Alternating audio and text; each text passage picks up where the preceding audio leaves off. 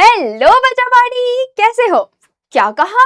Exams आ रहे हैं और बहुत सारे डाउट्स भी आ रहे हैं। कोई बात नहीं, फिकर नॉट, तुम्हारी बेस्टी है ना तुम्हारे साथ।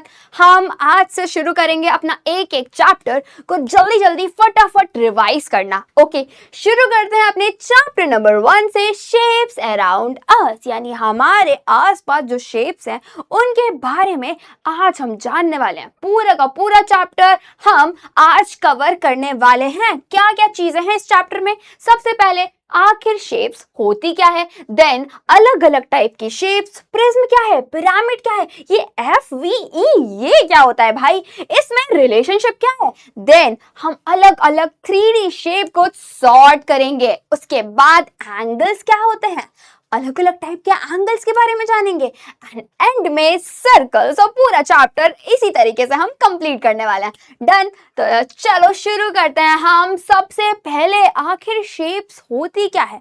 अगर आप अपने इस मुंडे को जरा इधर उधर घुमाओ तो आपको अलग अलग चीजें दिखेंगी, है ना। आप जहां भी बैठे हो आपको बहुत सारी चीजें आसपास दिखाई देंगी। अब हर एक चीज अलग अलग शेप की है, अलग अलग साइज की है, अलग अलग दिख रही है, राइट। अब लेकिन अगर किसी ने पूछा कि आखिर ये शेप होती क्या है तो डिफाइन कैसे करोगे भाई, एग्जाम में क्या लिखोगे भाई? तो देखो, आपको पता है ये क्या चीज है, ये एक पॉइंट है। अगर हम दो पॉइंट बनाएं और दोनों को आपस में जोड़ दें तो क्या हो जाता है, लाइन हो जाता है। हमें पता है पॉइंट क्या है, हमें पता है लाइन क्या है। अब अगर यही लाइन सीधी ना हो, ऐसे हो जाए, ऐसे हो जाए, ऐसे हो जाए, तो क्या है, कर्व हो गया ये। इन्हीं तीनों चीजों को अगर हम मिला दें, यानी पॉइंट, लाइन या फिर कर्व, और एक क्लोज आउटलाइन या बाउंड्री बनाए तो बन जाती है हमारी शेप। सिंपल, क्या लिखोगे, shapes are close by an outline और boundary which is made up of point, line and curves. Done है, डेफिनेशन तो हो गई। अब जो शेप्स हैं अलग अलग टाइप की होती हैं। एक है हमारा 2D शेप और दूसरा है हमारा 3D शेप। ये 2D 3D क्या है? 2D मतलब 2 डायमेंशनल शेप्स और 3D मतलब 3 डायमेंशनल शेप। अब ये डायमेंशनल क्या है? देखो, 2D में आपको सिर्फ दो चीजें पता चलेंगी शेप्स को देख के, एक इनकी लेंथ है, एक इनकी ब्रेथ, जबकि 3D में आपको एक और चीज पता चलेगी, लेंथ, ब्रेथ और हाइट, राइट। अब आप इन शेप्स को ध्यान से देखो, ये जो ऊपर शेप्स बनी हुई हैं कितनी प्लेन और चपटी सी हैं, राइट। लेकिन ये जो नीचे शेप्स बनी हुई हैं कितनी 3D इफेक्ट दे रही हैं, राइट। अब ट्राइंगल आप जानते हो, 3 साइड वाली एक शेप, रेक्टेंगल 4 साइड वाली एक शेप जिसके अपोजिट साइड इक्वल हो, राइट, है ना। सर्कल हमें पता है, गोला भाई। ये ऑक्टागन क्या होता है, जिसकी साइड होती है 1 2 3 4 5 6 7 8 साइड वाली जो शेप होती है उसको ऑक्टागन बोलते हैं। 4 साइड वाली ऐसी शेप जिसके चारों साइड बिल्कुल बराबर होते हैं वो स्क्वायर होता है। पेंटागन यानी 5 साइड होती हैं, 1 2 3 4 5। हेक्सागन यानी 6 साइड होती हैं, हेक्सा 6 1 2 3 4 5 6। सेमी सर्कल मतलब आधा सर्कल, सिंपल हो गया। नाउ क्यूब क्या है भाई, हमारा डाइस, आइस क्यूब्स। ये सब कौन से शेप के हैं, क्यूब के, क्यूबॉइड। जैसे आपका पेंसिल बॉक्स हो गया, आपका टिफिन बॉक्स हो गया, आपका डस्टर हो गया, ये सब क्यूबॉइड शेप के हैं। कोन, अरे बर्थडे में जो हम कोन पहनते हैं, कोन, ये बर्थडे कैप लगाते हैं, आइसक्रीम कोन, ये सब कोन शेप की है। देन सिलेंडर, अपने घर में जो सिलेंडर रखा हुआ है, आपकी वाटर बॉटल, ये सब सिलेंड्रिकल शेप के हैं। स्फीयर आपकी बॉल। देन प्रिज्म क्या होता है, अब जानेंगे, ये कुछ न्यू आया है प्रिज्म। और साथ ही एक और चीज है पिरामिड। इसमें क्या डिफरेंस है, क्या खास है, आ जाओ जानते हैं। प्रिज्म क्या होता है, देखो, प्रिज्म में prism is a 3D shape, एक 3D शेप है। डन, 3D शेप है जिसमें दो शेप्स, दो साइड आइडेंटिकल होती हैं, two identical faces on the top and bottom and the other face are flat, या फिर रेक्टेंगल। ओके, देखो इसमें क्या हो रहा है, दो फेसेस यानी ऐसे सरफेसेस जो हैं, दो फेस बिल्कुल सेम टू सेम होंगे। जैसे इसमें ट्राइंगल है, इसमें हेक्सागन है, ओके। इसमें स्क्वायर है, नाम क्या है, स्क्वायर प्रिज्म, यानी दो स्क्वायर होंगे। अब ये दोनों स्क्वायर आपस में किससे जुड़े होंगे, रेक्टेंगल से जुड़े होंगे, ठीक है। स्क्वायर में कितनी साइड होती है, 4 साइड होती हैं, चारों साइड पे एक एक एक एक रेक्टेंगल अटैच होगा, ठीक है।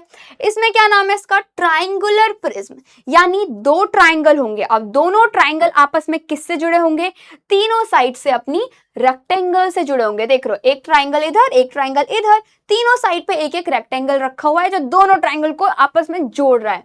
इधर हेक्सागोनल प्रिज्म, यानी दो हेक्सागन होंगे जो कि अपनी 6 साइड से रेक्टेंगल से जुड़े होंगे। डन है। अब बताओ, what shape of faces is common in all the prism, इन तीनों प्रिज्म में कौन सा फेस बिल्कुल कॉमन है, सब में रेक्टेंगल कॉमन है, राइट। तो हम क्या लिखेंगे यहाँ पे, rectangle.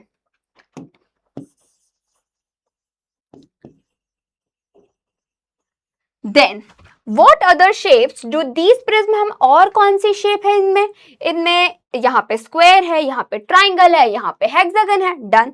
How many such faces each, दोनों में दो दो ऐसे सेम टू सेम फेस हैं, इसमें दो स्क्वायर, दो ट्राइंगल, दो हेक्सागन, 2 ईच।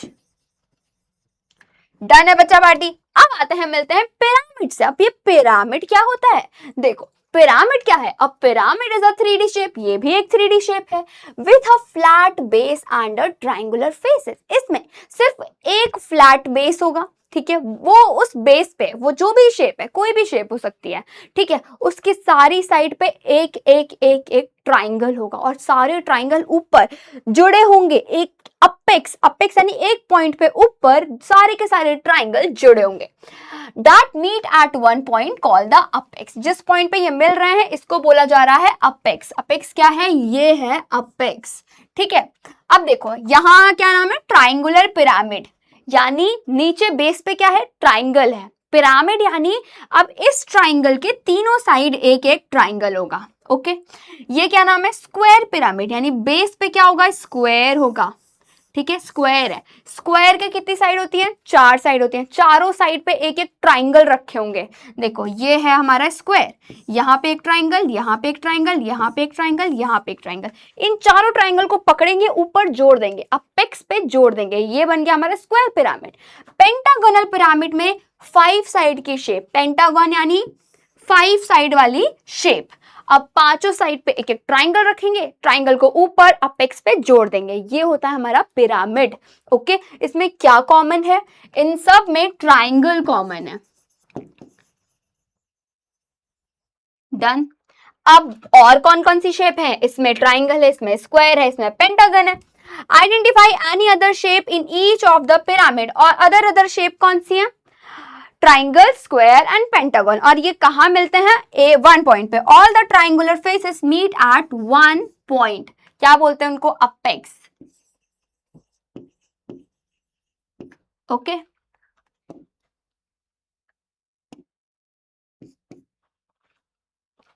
चलो फिर आगे चलते हैं। अब उन शेप्स के बारे में थोड़ी और चीजें जानते हैं। 3 चीजें हमें जाननी है, फेस क्या होता है, कॉर्नर क्या होता है, एज क्या होता है। फेस यानी सरफेस, ये जो आपको एकदम प्लेन सरफेस दिखाई दे रहा है, सरफेस दिखाई दे रहा है, जो आप देख पा रहे हो वो क्या है, फेस है उसका, ओके। जैसे ये क्यूब हो गया, आप जो पार्ट देख पा रहे हो एकदम प्लेन प्लेन प्लेन प्लेन, क्या है, फेस है, ओके। नाउ कॉर्नर्स क्या होता है, कोन है। एज क्या होता है, किनारा, ठीक है, किनारा। ये पूरा ये जो बाउंड्री होगी, लाइनें होंगी, वो सब क्या है, एजेस है, ओके। डन है। 3 चीजें हम जान गए, face, corner and edges. Face यानी देखो ये एक फेस है, ये दूसरा फेस है, ये तीसरा फेस है, फेस के पीछे चौथा फेस। एक डाइस हम जो लेते हैं उस पे 6 फेस होते हैं, 6 साइड्स होते हैं ना, 6 फेस, 6 सरफेस, हर फेस पे एक एक नंबर लिखा होता है। डन, समझे।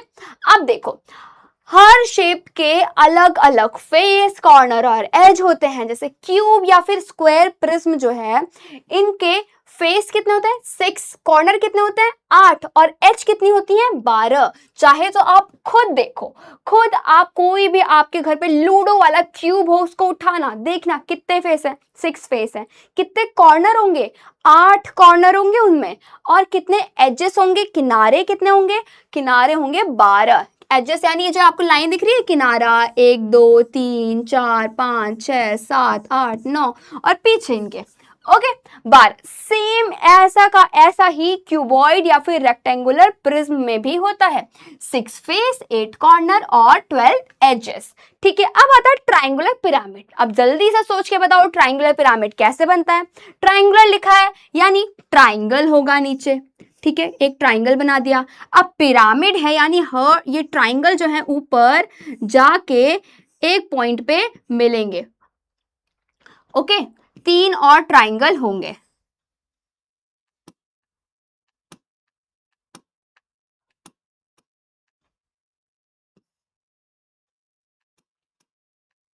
यहाँ पे भी एक ट्राइंगल होगा, यहाँ पे भी एक ट्राइंगल होगा, यहाँ पे भी एक ट्राइंगल होगा। इन तीनों ट्राइंगल को ऊपर जोड़ देंगे एक अपेक्स पे एक पॉइंट पे, तो बन जाएगा हमारा क्या, हमारा बन जाएगा ट्राइंगुलर पिरामिड। डन है।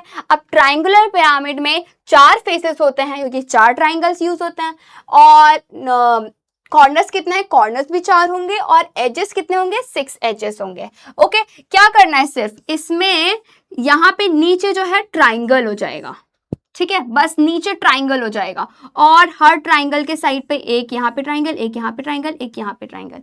डन है। ट्राइंगुलर प्रिज्म कैसा है, 2 ट्राइंगल होंगे और अलग तीनों साइड पे एक एक रेक्टेंगल जुड़ा होगा। 5 फेसेस 6 कॉर्नर्स 9 एजेस। अब ये लास्ट कॉलम किस लिए है अभी जानते हैं, ठीक है। अब बारी आती है FVE के बारे में। F मतलब फेस, V मतलब वर्टिसेस, या फिर आप इसको कॉर्नर भी बोल सकते हो, ठीक है, कॉर्नर या फिर vertices. Okay, vertices. Now E मतलब एजेस, ठीक है, वो किनारे। डन, ये जान गए। अब देखो इनमें रिलेशन क्या है। कोई भी शेप अगर हम उसका फेस और कॉर्नर को प्लस कर दें और उसमें से उसके एज को माइनस कर दें तो हमेशा आंसर 2 आएगा, है ना। कितना इंटरेस्टिंग है। कोई भी शेप जिसके फेस और वर्टिसेस को प्लस करो, एज को माइनस करो, 2 आ जाएगा। इससे आपको पता चल जाएगा क्या आपके फेस, वर्टिसेस और एजेस बिल्कुल सही हैं या नहीं है। ओके, आज टेस्ट करके देखते हैं। 6 को और 8 को प्लस करोगे और 12 में से माइनस करोगे तो क्या होएगा, आंसर आएगा बच्चा हमारा 2। आंसर आएगा हमारा 2। डन। इसमें 6 और 8 को प्लस करोगे, 12 को माइनस करोगे, फिर से आंसर आएगा 2। 4 और 4 को प्लस करोगे 8 आएगा, 6 को माइनस करोगे आंसर आएगा 2। 5 और 5 को प्लस करोगे 10 और माइनस करोगे 8 आंसर आएगा 2। 5 और 6 को प्लस करोगे 9 को माइनस करोगे अगेन 2। यानी कोई भी शेप होगी, कोई भी 3D शेप है, उसके फेस को, कॉर्नर्स को प्लस करना है और एज को माइनस करना है। कितनी एज है माइनस करो, आंसर हमेशा 2 2 2 2 ही आएगा। डन है। डन है बच्चा पार्टी। यहां भी हमें ट्राइंगुलर पिरामिड बना के देख लेना है, ठीक है। ओके, यहां पे ट्राइंगल होना चाहिए।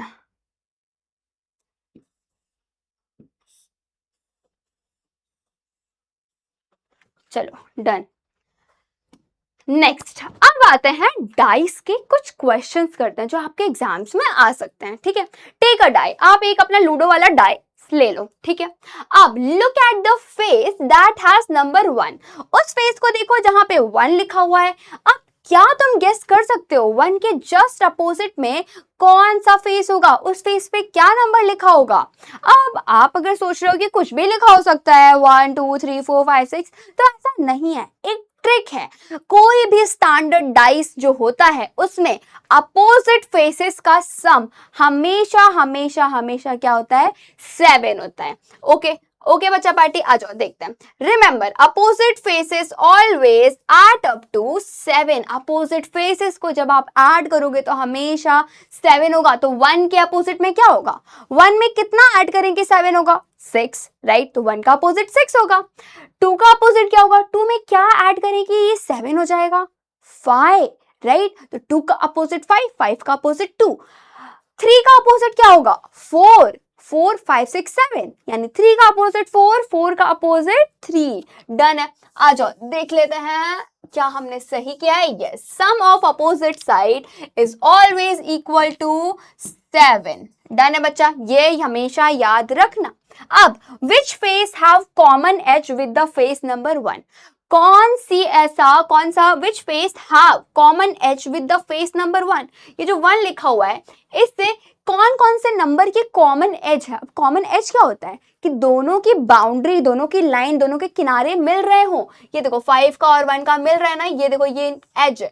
3 का और 1 का मिल रहा है ना, ये एज है। अब यहाँ पे क्या लिखा होगा, ये भी कॉमन एज, यहाँ पे क्या लिखा होगा, ये भी कॉमन एज। तो कॉमन सेंस की बात है कि 1 का जो बिल्कुल अपोजिट होगा उसको छोड़ के सबसे बाउंड्री मिल रही होगी, राइट। यानी 6 को छोड़ के सारे नंबर से इसकी बाउंड्री मिल रही है। 2 3 4 5 two faces have common edge if they share a side.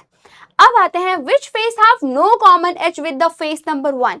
1 से किसकी एज नहीं मिल रही है, किसकी एज नहीं कॉमन है, तो बिल्कुल अपोजिट वाले की, यानी नंबर 6 बिल्कुल अपोजिट में है, बस उसी की एजेस 1 से नहीं मिल रही है या कॉमन नहीं है, बाकी सब की कॉमन है। डन है बच्चा पार्टी। अब ऐसे आपको कलर से भी क्वेश्चंस आ सकते हैं। डिफरेंट डिफरेंट कलर दे दिया है ना, पूछेंगे कि कॉमन क्या है, अपोजिट क्या है, ओके, तो हमें वो भी सॉल्व करना है। डन। अब आते हैं सॉर्ट करते हैं, जितनी भी इतनी सारी हमने शेप्स के बारे में पढ़ा, अब उनको सॉर्ट करते हैं। ओके, किस बेसिस पे सॉर्ट करना है, 1 2 एंड 3 बेसिस है। पहला, हमारे पास 2 सर्कल दिए हुए हैं, इस सर्कल में हमें उनके नाम लिखते हैं जिनके सारे फेसेस सेम होते हैं। सारे फेसेस सेम होते हैं। क्या है, क्यूब, क्यूब के सारे फेसेस सेम होते हैं। स्फीयर यानी बॉल, भाई एक ही तो फेस होता है उसमें।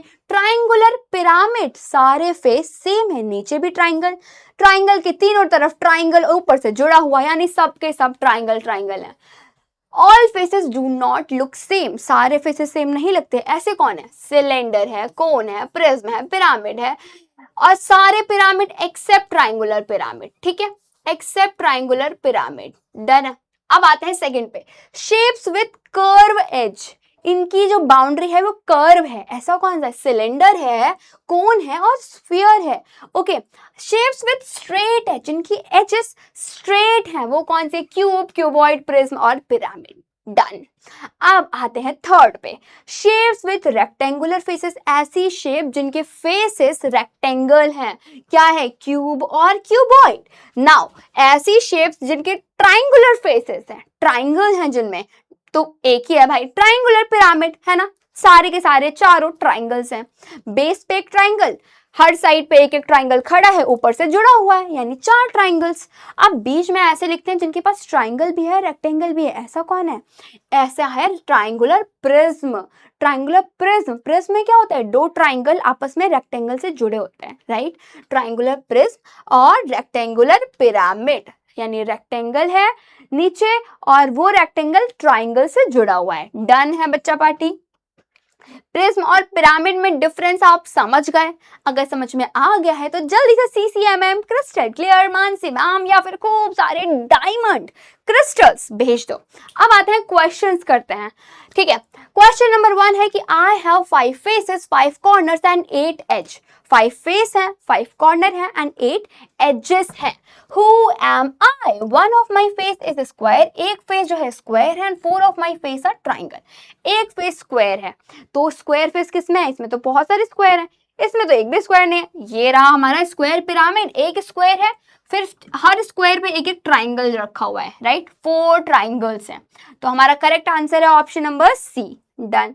Second question, I have 1 flat face, सिर्फ एक फ्लैट फेस है, एंड 1 कर्व फेस, एक कर्व फेस भी है, एंड 1 एज, एक एज भी है, ठीक है। एक फ्लैट है, एक कर्व है, तो इसमें तो सारे फ्लैट हैं। इसमें तो 2 कर्व हैं, ये एक कर्व है लेकिन 2 फ्लैट है, ऊपर भी और नीचे भी। ओके, ये तो पूरा कर्व है, तो ऑप्शन नंबर C हमारा करेक्ट है। कोन, जिसमें ये जो आपको दिख रहा है ये कर्व है, नीचे जो सर्कल रखा हुआ है ये क्या है, फ्लैट है, नीचे से सर्कल फ्लैट है पूरा। Okay, option number C। I have 1 curve face and no edge और कॉर्नर, तो ऐसा तो सिर्फ और सिर्फ एक ही चीज है, वो है हमारी स्फीयर। क्या है स्फीयर में, पूरा का पूरा कर्व है, पूरा का पूरा फेस ही कर्व है, ना कोई एज है, ना कोई किनारा है, ना कोई कॉर्नर है। Done. Next question, I have 2 flat face, 2 flat face है, 1 कर्व फेस है, 2 एज है एंड नो कॉर्नर्स, कोई कॉर्नर नहीं है, तो वो है हमारा सिलेंडर। देखो ऊपर नीचे क्या है, फ्लैट फेसेस है, फ्लैट सर्कल रखे हुए हैं। फिर ये जो है ये क्या है, ये कर्व है, घुमा हुआ है, पूरा कर्व है, कोई कॉर्नर नहीं है। ये रहा एक एज, दूसरा रहा ये एज, 2 एज है, ठीक है ना। I have 5 faces, 6 corner, 9 edge. 2 of my face are triangle. 2 of my face are triangle. बस इसी समय पता चल गया कि इसकी बात हो रही है। 2 ट्राइंगल है, 5 फेसेस हैं। देखो 3 ट्राइंगल रेक्टेंगल रखे हुए हैं, 2 ट्राइंगल यानी 5 फेस है। 6 कॉर्नर्स भी हैं इसमें, 3 ये 3 ये, 9 एजेस भी हैं, चाहे तो आप काउंट कर लो। ये हो गया हमारा triangular prism. Next, I have 6 face, 12 edge and 8 corner. Who am I? 6 face हैं, 12 edge हैं, 8 corner हैं, ऐसी सिर्फ 2 ही चीज हैं, क्यूब और क्यूबॉइड। तो आंसर है हमारा option number C. Then I have 2 flat face that are circles. Okay, one curve face, 2 edges and no corners. Again cylinder। और हमारे क्वेश्चंस होते हैं कंप्लीट। आते हैं नेक्स्ट टॉपिक पे जो कि है एंगल। अब एंगल क्या होता है? एंगल मतलब बच्चा, एक पॉइंट 2 पॉइंट मिले तो क्या बना, लाइन। अगर 2 लाइनें एक पॉइंट पे मिल जाए तो क्या बना लेती हैं, angle. 2 line, 2 straight line, straight line होना बहुत जरूरी है। 2 स्ट्रेट लाइन जब एक पॉइंट पे मिलती हैं तो क्या बनता है, एंगल बनता है। When 2 straight line meet, they form an angle। Done है। एंगल के लिए क्या चाहिए, 2 आर्म यानी 2 लाइनें चाहिए, ठीक है। 1 वर्टिसेस यानी एक मीटिंग पॉइंट चाहिए, एक पॉइंट पे 2 लाइनें मिल रही हो। अब ये कैसे भी मिल सकती हैं, ऐसे मिल सकती हैं, ऐसे मिल सकती हैं, ऐसे मिल सकती हैं, ऐसे मिल सकती हैं, ऐसे मिल सकती हैं, कैसे भी मिल सकती हैं। आप इस शिप में, उस घर में देख सकते हो बहुत सारे एंगल्स बन रहे हैं, राइट। अब एंगल्स अलग अलग टाइप के होते हैं, जानना आपका बहुत जरूरी है क्योंकि एग्जाम में ये आता है। पहला आता है हमारा राइट एंगल। राइट एंगल क्या होता है, राइट एंगल, रॉन्ग एंगल ये भी होता है क्या? देखो राइट एंगल मतलब ऐसा एंगल जिसका मेजर 90 डिग्री हो। अब ये डिग्री कहाँ से आ गई भाई, देखो ये जो सर्कल है इसके बीच में जो पॉइंट होता है, एक पॉइंट पे कितना डिग्री होता है, 360 डिग्री। ओके, एक पॉइंट में कितना, 360 डिग्री। अब देखो कोई भी आप सर्कल बनाओगे उसको 4 इक्वल पार्ट्स में डिवाइड करोगे, ठीक। ये होता है हमारा 90 डिग्री, ये होता है हमारा 90 डिग्री, ये होता है हमारा 90 डिग्री, ये होता है हमारा 90 डिग्री। 90 90 90 90, 4 टाइम्स 90 को प्लस करो, कितना हो जाएगा, 360। समझे आप, समझे आप। अब ये 90 डिग्री का क्या मतलब है, 90 डिग्री कब बनता है, जब भी 2 लाइनें, एक स्लीपिंग लाइन हो, एक स्टैंडिंग लाइन हो, बिल्कुल स्लीपिंग बिल्कुल स्टैंडिंग लाइन आपस में मिलती है तो बनता है हमारा 90 डिग्री का एंगल। समझे। अब ये एंगल जरूरी नहीं है ऐसा ही दिख रहा हो, ये एंगल ऐसा भी दिख सकता है, ये एंगल ऐसा भी दिख सकता है, यहाँ पे 90 डिग्री होना चाहिए, ठीक है। ये 90 डिग्री कैसे भी बन सकता है, आपको देखना पड़ेगा। एक स्लीपिंग लाइन, एक स्टैंडिंग लाइन, बिल्कुल ऐसे ऐसे ऐसे, ठीक है, इससे ना ज्यादा ना कम। ओके, अब हमें क्या करना है, identify the angles that you think are right angle. जो राइट एंगल है उनको हमें ढूंढना है and circle them in the dot grid given below. क्या ये राइट एंगल है, क्या ये ऐसे बना रहा है 90 डिग्री, नहीं ये तो ज्यादा है, अगर ये ऐसे होता तो होता राइट एंगल, तो ये नहीं है। क्या ये राइट एंगल है, यस ये राइट एंगल है, यहाँ पे हम सर्कल करेंगे, ये राइट एंगल है, यस। ये भी राइट एंगल नहीं है, अगर ये ऐसे होता तो ये बनता राइट एंगल, ये हमारा एक राइट एंगल है। ये भी राइट एंगल नहीं है, अगर ये ऐसे होता तो बनता राइट एंगल। ये क्या है, ये भी राइट एंगल नहीं है, अगर ये ऐसे होता तो बन सकता था राइट एंगल। ये है हमारा राइट एंगल। तो चलो सर्कल कर देते हैं हम। ये रहा हमारा, ओहो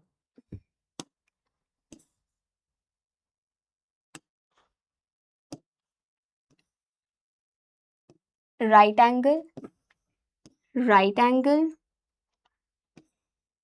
right angle and right angle की बात हो रही है, नाइट एंगल नहीं, समझे। ये रहा हमारा राइट एंगल, डन। ओके, अब अगर राइट एंगल से कोई एंगल जरा भी कम है, जरा भी कम है, तो वो कौन सा एंगल होता है, देखो अब आते हैं दो टाइप के एंगल, एक एक्यूट है, एक ऑब्ट्यूज है। कोई भी एंगल जो 90 डिग्री से जरा भी कम है, जरा भी कम है, यानी छोटे छोटे जो एंगल हैं, जैसे आपकी तरह छोटे छोटे बच्चों को क्यूट, एकदम क्यूट बोला जाता है, वैसे छोटे छोटे एंगल्स को हम अक्यूट बोलते हैं, अक्यूट एंगल। ओके, तो ये क्या था हमारा, ये था हमारा 90 डिग्री, राइट। ये जो डैश डैश करके जो लाइन जा रही है, उससे अगर हम लेते तो 90 डिग्री होता। लेकिन अगर इससे जरा भी कम लाइन जाती, जरा भी कम का मतलब है अगर ऐसे ऐसे ऐसे ऐसे कैसे भी होती, तो हम उसको कहते हैं ये सारे एंगल कैसे हैं, अक्यूट एंगल हैं, राइट एंगल से कम, छोटे। लेकिन अगर राइट एंगल से जरा भी बड़ा एंगल है तो हम उसको बोलेंगे ऑब्ट्यूज एंगल। क्या, ऑब्ट्यूज, ऑब्ट्यूज, मोटा बड़ा। ओके, डन है, डन है। लेकिन अगर ये ऑब्ट्यूज एंगल बड़ा होते होते होते होते होते होते कितना हो गया, इतना इतना इतना, और अगर ये बिल्कुल ऐसे आ गया कि ये दोनों लाइनें मिलकर एक स्ट्रेट लाइन बना दी, तो क्या होगा, तो 180 डिग्री का एंगल बन जाएगा और उस एंगल को हम बोलेंगे complete angle. Okay, straight angle. Okay, क्या बोलेंगे हम उसको, ऐसा अगर बन गया तो हम उसको बोलेंगे बच्चा स्ट्रेट एंगल।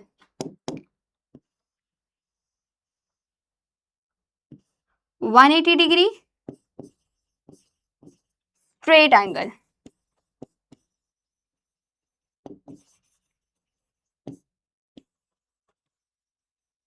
और अगर ये लाइन चल चल के दोबारा यहां आ गई, यानी दोनों एक ही पॉइंट में मिल गए, तो कौन सा एंगल बनेगा, 360 डिग्री, यानी complete angle. Okay, complete angle, straight angle, obtuse angle and acute angle. समझे, कोई भी क्वेश्चन एंगल से रिलेटेड आएगा हम कर लेंगे, है ना, डन। चलो फिर आगे चलते हैं। अब आता है हमारा सर्कल। तो सर्कल यानी भाई गोला। अब गोले के बीचों बीच होता है एक सेंटर, सेंटर एकदम बीचों बीच होता है एक सेंटर। गोले की जो लाइन होती है, बाउंड्री होती है, उसको क्या बोलते हैं, सर्कमफेरेंस। सर्कमफेरेंस एंड सेंटर, दो चीजें हम जान गए। अब इस सेंटर पे अगर हम इस सेंटर से एक लाइन ड्रॉ करें, किधर भी सर्कमफेरेंस में कहीं भी टच हो रही हो, इस बाउंड्री से टच होनी चाहिए, ठीक है, एक साइड, सिर्फ एक साइड, तो हम उसको क्या बोलेंगे, उसको बोलेंगे रेडियस। ठीक है, क्या बोलेंगे, रेडियस बोलेंगे। ये रेडियस ऐसा है, ऐसा है, ऐसा है, ऐसा है, ऐसा है। लेकिन अगर इस सेंटर से एक लाइन हमने ड्रॉ की और वो दोनों साइड की बाउंड्री को टच कर रही है, स्ट्रेट लाइन, एक ही लाइन, एक ही लाइन, ऐसे ऐसे ऐसे सेंटर से पास हो रही है, ये इस पॉइंट से पास होना है, तो उसको हम बोलेंगे डायामीटर। अब देखो डायामीटर की स्पेलिंग कितनी बड़ी है, यानी ये लाइन भी बड़ी है ना, रेडियस की डबल है। रेडियस क्या है, सिर्फ इतना, लेकिन अगर ये इतनी ड्रॉ है, पूरी की पूरी दोनों बाउंड्री को टच कर रही है, तो वो क्या है, डायामीटर। समझे, डायामीटर क्या है, रेडियस क्या है। अब The radius is the line from the center of the circle to any point on the circle। ये इसकी डेफिनेशन हो गई और ये हो गई डायामीटर की डेफिनेशन। डन है। A red line is the diameter, it is the longest chord। ये सबसे बड़ी कॉर्ड है। कॉर्ड क्या होता है, ऐसे जो लाइन जाती है, लेकिन सबसे बड़ी लाइन जो सर्कल में ड्रॉ होती है वो है एक डायामीटर। तो डायामीटर क्या है, एक लॉन्गेस्ट कॉर्ड है। समझे, this red line is the radius, all radius are equal in length. सारी रेडियस बराबर होती हैं लंबाई, लेंथ में।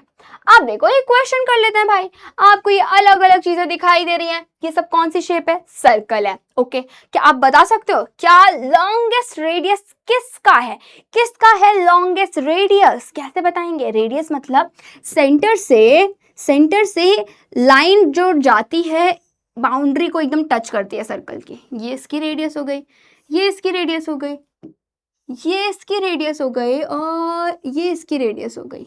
सबसे बड़ी रेडियस उसकी होगी जो सर्कल सबसे बड़ा होगा, यानी बी। शॉर्टेस्ट रेडियस किसकी है, जो सर्कल सबसे छोटा होगा, यानी डी। लॉन्गेस्ट डायामीटर किसका होगा, उसका जो सर्कल सबसे बड़ा है, यानी बी।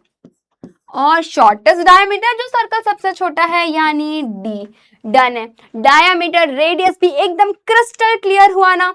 आते हैं हम नेक्स्ट। अब आखिरी सवाल जिससे हमारे सारे के सारे एंगल्स वाले कॉन्सेप्ट एकदम क्रिस्टल क्लियर हो जाएंगे, तो जल्दी से एंड में डायमंड स्पैम करना मत भूलना। आओ, observe the following shapes, identify the shape that has. पहला है टू राइट एंगल, दो राइट एंगल होने चाहिए, एक अक्यूट होना चाहिए, एक ऑब्ट्यूज होना चाहिए। ऐसी शेप्स इसमें कौन सी, इसमें दो राइट एंगल है, राइट एंगल ये रहा, ये रहा, ठीक है, दो राइट एंगल है, वन अक्यूट, ये रहा अक्यूट, और ये रहा ऑब्ट्यूज, यानी शेप नंबर 2। और कौन सी शेप है, ये रहा राइट, ये रहा राइट, राइट राइट, ये ऑब्ट्यूज बड़ा एंगल, ये छोटा एंगल राइट एंगल से, यानी 7। क्या और कोई ऐसी शेप दिखाई दे रही है, दे रही है? जल्दी से बता दो, अगर दिखाई दे रही हो तो तुरंत कमेंट सेक्शन में लिखो। और second question, one right angle, एक राइट एंगल होना चाहिए, दो ऑब्ट्यूज होने चाहिए और एक अक्यूट होना चाहिए। वन राइट एंगल, सिर्फ वन राइट एंगल होना चाहिए। ऐसा है option shape number 10, one right, ये रहा दो ऑब्ट्यूज और एक अक्यूट, 10। और कोई है ऐसा, एक राइट एंगल, सिर्फ और सिर्फ एक राइट एंगल, और कोई शेप ऐसे दिखाई नहीं दे रही है। ओके, नेक्स्ट आता है टू ऑब्ट्यूज, दो ऑब्ट्यूज होनी चाहिए, दो अक्यूट होनी चाहिए, दो ऑब्ट्यूज एंड दो अक्यूट, ऐसा रहा, दो ऑब्ट्यूज दो अक्यूट। ओके, दो ऑब्ट्यूज दो अक्यूट, दो ऑब्ट्यूज दो अक्यूट, 3 5 3 5 एंड 11, दो ऑब्ट्यूज दो acute, 11 9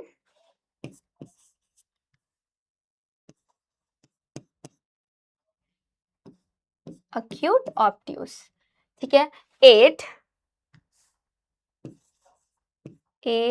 9 11 obtuse obtuse acute acute. अब आता है हमारा four right angle, four right angle, चारों के चारों राइट एंगल किसमें है, 12 में है एंड 14 में है, और किसमें है, 4 में है ना। 4 स्क्वायर है या फिर 4 12 14, 4 12 14 6,